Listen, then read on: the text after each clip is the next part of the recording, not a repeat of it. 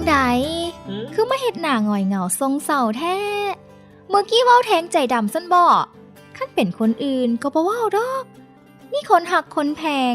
ค่อยคำแรงลงว่าควายอยู่ทงบ่ไปเอามาแรงเด้บ่จักหน่อยพอให้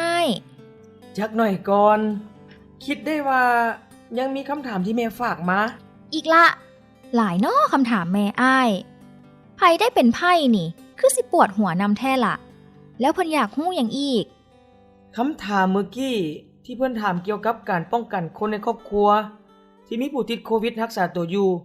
บ่ให้ติดเชื้อเพิ่มน้องบี้ก็ตอบให้แล้วเนาะแต่แม่เพิ่นฝากมาถามตื่มว่าเวลาใดควรติดต่อสถานที่ปิ่นปัว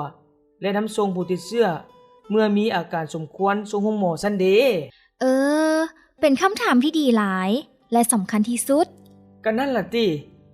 พอบ้านเฮาบ่ได้มีรถโรงหมอรถกู้ภัยคืออยู่ในเมืองใหญ่เด้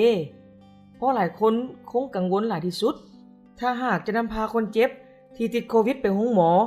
บ่ว่าจะเป็นโรงหมอภาคสนามโรงหมอชุมชนหรือว่าโรงหมอแขวงก็นั้นล่ะติแต่เพิ่นก็แนะนำวิธีการง่ายๆว่าหากจะใช้รถใหญ่ก็ควรเลือกประเภทรถที่ระบายอากาศได้ดี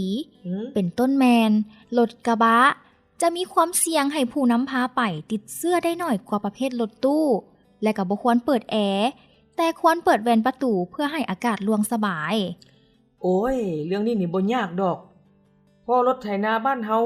หรือวิโก้คอยาวนี่น่ะอากาศยิ่งล่วงคักแต่จะล่วงคักปานใดก็อย่าเฮาต้องปฏิบัติตามกฎที่ถูกต้องคือ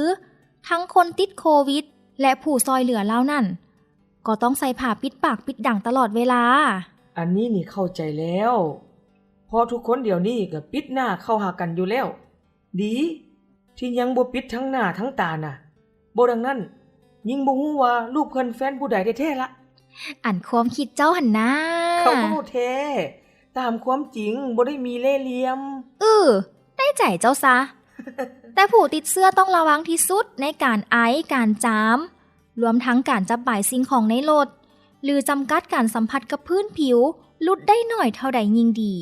เพราะความเสี่ยงในการกระจายเชื้อใส่คนอื่นจะลดลงอันนี้ถ้าขี่วิโก้คอยาวจากบ้านเฮาไปส่งโรงหมอนี่คงลำบากแน่นั่นละเพราะทางบ้านเฮานี่ทางดีหมดอีกละอันเว้าหั่นนะก็ค่อยไปค่อยมาอย่าแห่กันเป็นหมู่เป็นฝูงไปส่งน้ำเดียวเพราะคนบ้านเฮาเดี๋ยวนี้ใจใหญ่สังคมกว้างขอให้ยกเว้นซ่าเรื่องนี้น่ะแม่นแต่การไปเยี่ยมไปยามถามข่าวเพิ่นก็ยังห้ามแล้วแม่นความมีหยังตื่มอีกบ่มีแท้เวลาไปส่งคนเจ็บที่ติดโควิดนั่นผู้ไปส่งต้องพยายามมีสติบ่ให้เอามือมาสัมผัสปากตาดังและควรล้างมือเป็นประจำ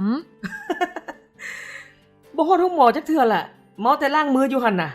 ก็ล้างมือด้วยเจลหรือเหล้าที่มีความเข้มข้นเกิน75ส่วน100หั่นเด้บ่จื้อหรือจังใดที่เว้าสู่ฟังนั่นน่ะลืมละบ่หั่น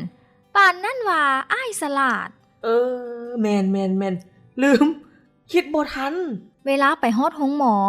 จะเป็นโรงหมอภาคสนามหรือบ่ก็ตามต้องรีบฮ้อนไปแจ้งเจ้าหน้าที่ไว้เท่าที่ไว้ได้ก่อนจะพาผู้ติดโควิดและผู้ติดตามซอยเหลือโดยเฉพาะคนในครอบครัวที่ไปนำนั่นเข้าไปโรงหมอจุดที่เพิ่นจัดรับห้องสำหรับปิ่นปัวคนติดโควิดเป็นอันว่าขั้นตอนนี้จบบริบูรณ์แม่นบ่ยังบ่จบอ้าวมีหยังอีกในเมื่อนำคนเจ็บที่ติดโควิดส่งฮอดโรงหมอแล้วน่ะต่อไปก็แม่นแพทย์หมอเพิ่นสิปิ่นปัวเองซั่นตัวเฮาบ่แม่นแพทย์หมอสิปัวได้แนวใดโอ้ยเนาะจักสิเว้ากับเจ้าแนวใดดีตอนไปเจ้าขี่รถไปแม่นบ่แม่นบาดตอนกลับบ้านเจ้าสิย่างเอาซั่นบ่บาดทีบ่ได้ว่าสิย่างเด้อขี่รถไปก็ต้องขี่รถกลับซั่นตัวปล่อยให้แต่ผู้ใดผู้หนึ่งอยู่ติดตามช่วยเหลือผู้ติดโควิดก็ได้แล้วถ้าจำเป็นนะนี่ล่ะสิ่งเล็กๆน้อยๆที่หลายคนอาจมองข้ามรถที่นำส่งคนเจ็บที่ติดโควิดหั่นแน่นอนว่าโควิดอาจยังติดค้างอยู่เพราะฉะนั้นต้องได้พ่นยาฆ่าเชื้อตามหลักวิชาการซะก่อนจึงนำใส่ต่อไปได้บ่ดังนั้นหากมีคนไปสัมผัสเอาเสื้อที่อาจตกค้างอยู่กับรถหั่นคนผู้นั้นอาจมีโอกาสติดโควิดเป็นคนต่อไปได้เข้าใจจะแม่นอ้ายฉลาดกายแท้ๆ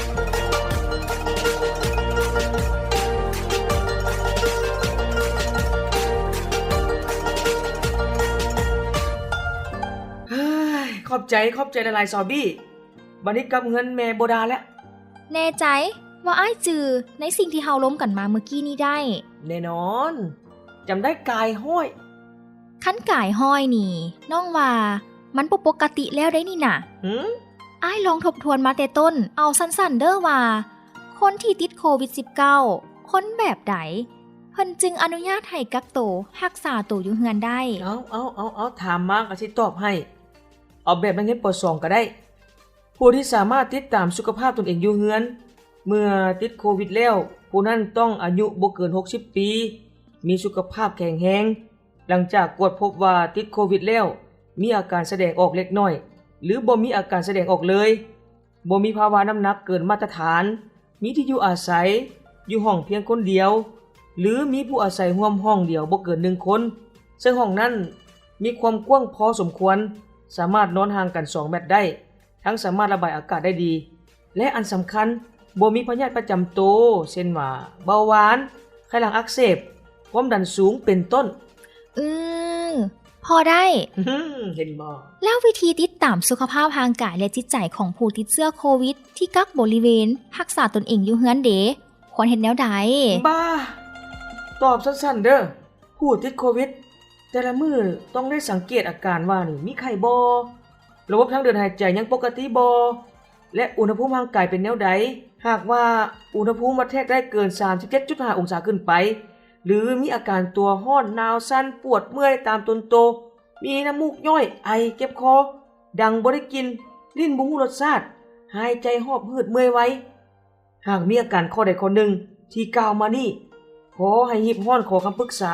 หรือไปพบแพทย์สำหรับด้านจิตใจเพื่อตัดปัญหาความกังวลเบื้องต้นต้องยอมรับกับสภาพที่เกิดขึ้นเพราะโควิดติดได้ก็วินปัวได้ซอกเวียกอื่นที่เฮ็ดได้ด้วยตัวเองมาเฮ็ดเช่นว่าอันปื้มฟังวิทยุเบิ่งโทรภาพหรือเฮ็ดเวียกอื่นๆที่บ่หนักบ่ทำลายสุขภาพ ขนาดสมองขี้เลื่อยได้นี่ยังจำได้ดีป่านนี้ ก็บอกแล้วเด้ว่าให้เป็นคนฉลาด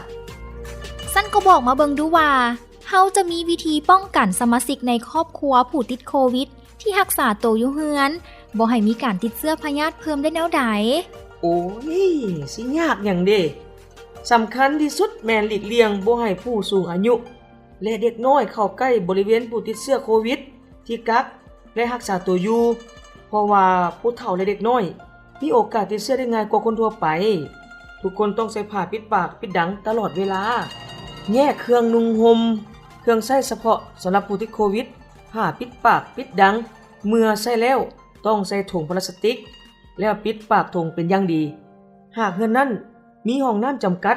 จำเป็นต้องใช้ร่วมกับคนอื่นผู้ติดโควิดควรเข้าลุ้นหมู่แล้วทำความสะอาดทุกครั้งตามหลักวิชาการ แล้วถ้าผู้ติดโควิด -19 มีอาการบ่สบายที่น่าเป็นห่วงจำเป็นต้องได้นำส่งห้องหมอเด้เฮาจะเฮ็ดแนวใด โอ้ยเนาะสาวงามประจำห้องหมอเนาะที่น่าฮักเอ้ยขอน้ำหลายๆล้มกันมาเมื่อกี้นี้อย่าให้คอยได้ทวนคืนเลยเมื่อยคอแห้งหิวน้ำขอไปบอกแม่จึงกลับมาตอบได้บ่อ้ายเป็นคนฉลาดลืมยากโดยเฉพาะแม่ลืมน้องบ่ลงแล้วสิบอกแม่มาขอดอกขอบใจบ๊ายบายซอบี้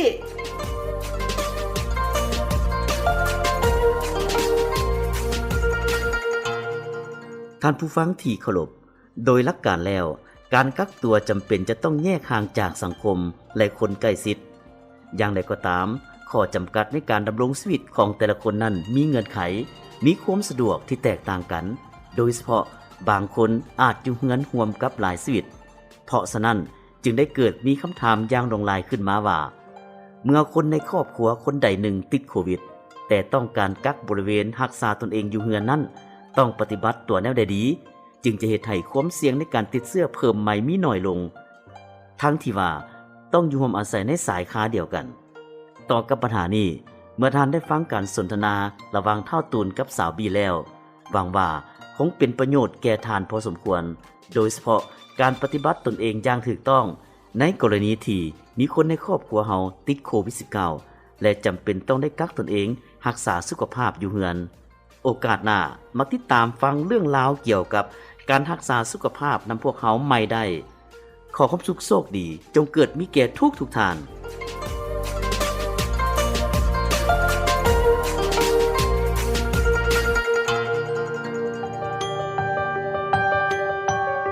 อย่าลืม อยู่เหือนเมื่อทานบ่สบายเพราะบ่มีภัยปลอดภัยหากเขาบ่ปลอดภัย ด้วยความห่วงใยจากองค์การแค่นานาชาติประจำลาว